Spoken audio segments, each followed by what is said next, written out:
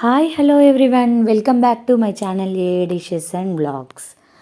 Chicken curry, chicken fry, chicken పచ్చడి ఇలా కాకుండా కొత్తగా గోంగూర చికెన్ని కూడా ఒకసారి ట్రై చేయండి. టేస్ట్ అయితే వేరే లెవెల్ అండి, చెప్పాల్సిన అవసరం లేదు. కంపల్సరీ ట్రై చేయాల్సిన డిష్. ఫస్ట్ గోంగూర చికెన్ని తయారు చేయడానికి మీడియం సైజు గోంగూర కట్టలను తీసుకొని హాఫ్ కేజీ చికెన్ చేస్తున్నాను కాబట్టి నేను మీడియం సైజు ఒక పావు కేజీ అంత గోంగూర తీసుకున్నానండి. తీసుకొని బాగా శుభ్రం చేయాలి. గోంగూరలో మట్టి ఉంటుంది కాబట్టి 1-2-3 సార్లు బాగా శుభ్రం చేసి ఒక బాండి తీసుకొని అందులో గోంగూర వేసి గోంగూర మెత్తగా అయ్యేంత వరకు ఉడికించండి. ఆయిల్ ఏం వేయాల్సినంత అవసరం లేదండి, జస్ట్ దాంట్లో వాటర్ వస్తుంది కదా, దాంట్లోనే మెత్తగా అయ్యేంత వరకు ఉడికించి చల్లారనివ్వండి. చల్లార్చడానికి సైడ్కి పెట్టేయండి. అది తర్వాత వేరొక బాండీ తీసుకొని ఆ బాండీలో ఆయిల్ వేయండి.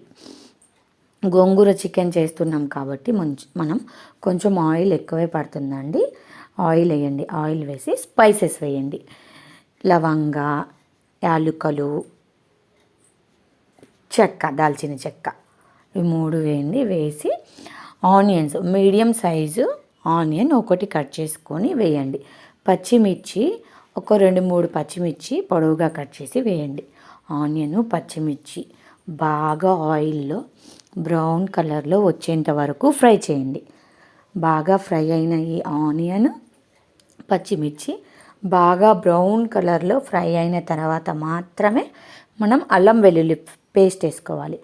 1 టేబుల్ స్పూను అల్లం వెల్లుల్లి పేస్ట్ వేయండి. 1 టేబుల్ స్పూన్ మాత్రమే. నేను హాఫ్ కేజీ చికెన్కి క్వాంటిటీ చెప్తున్నాను. హాఫ్ కేజీ చికెన్ చేస్తున్నాను కాబట్టి 1 టేబుల్ స్పూను అల్లం వెల్లుల్లి పేస్ట్ వేయండి. అల్లం వెల్లుల్లి పేస్ట్ బాగా వేగిన తర్వాత హాఫ్ కేజీ చికెన్ తీసుకొని మంచిగా కడుక్కొని బాగా శుభ్రం చేసుకొని హాఫ్ కేజీ చికెన్ వేయండి. వేసి కొంచెం పసుపు వేసి బాగా కలపండి.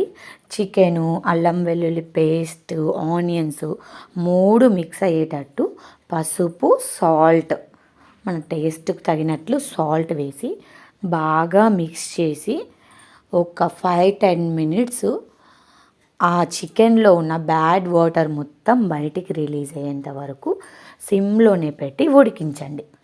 చికెన్లో ఉన్న వాటర్ మొత్తం బయటికి రిలీజ్ అయిపోయి చికెన్లో ఉన్న వాటర్ మొత్తం చికెన్ కొంచెం డ్రై అవుతుందండి. అప్పటి వరకు సిమ్లోనే పెట్టి ఉడికించండి. చికెన్ కొంచెం లైట్గా మెత్తగా అయ్యే వరకు. ఈలోపు మనం ఏం చేద్దామంటే ముందుగా మనం గోంగూరని జస్ట్ మెత్తగా చేసి పెట్టాం కదా, దాన్ని ఏం చేద్దామంటే మిక్సర్లో వేద్దాం. గోంగూరని మిక్సర్లో వేసుకొని పెట్టుకోండి. తర్వాత ఈ చికెన్ చూసారా చాలా బాగా ఉడుకుతుంది. దానిలో ఉన్న వాటర్ మొత్తం, నేను అసలు ఒక్క చుక్క కూడా వాటర్ మొత్తం బయటికి రిలీజ్ అయ్యి ఇలా ఉడుకుతుంది.